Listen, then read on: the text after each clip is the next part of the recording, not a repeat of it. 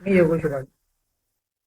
माझ्या बॉसने मला या डेटावरती डेटा अनालिसिस करण्याचे सांगितले.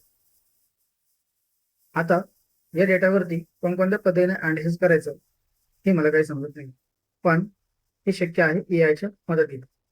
ते कसं करायचं ते आपण बघूयात. मायक्रोसॉफ्ट एक्सेल, मायक्रोसॉफ्ट 365 मध्ये होम टॅबवरती अनालाइज डेटा अशी एक टॅब आहे. या टॅबवर क्लिक केल्यानंतर मला माझ्या एक्सेलचा पूर्ण रिपोर्ट मिळून गेला आणि पूर्ण डेटाचं अनालिसिस करून मिळालं. यामध्ये कोणत्या विद्यार्थ्यांना लर्निंग सुरू नाही केलं आहे, त्याचबरोबर कोणत्या व्यक्तीच्या अंतर्गत किती लर्निंग सुरू झालेलं नाहीये, अशा प्रत्येक व्यक्तीचं डेटा अनालिसिस मला मिळालं.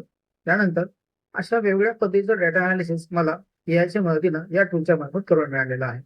आता मला हा चार्ट माझ्या एक्सेलमध्ये इन्सर्ट प्युअर टेबल या टॅबवर क्लिक केल्यानंतर मी हा चार्ट एक्सेलमध्ये घेऊ शकतो. आहे ना सुंदर? थँक्यू.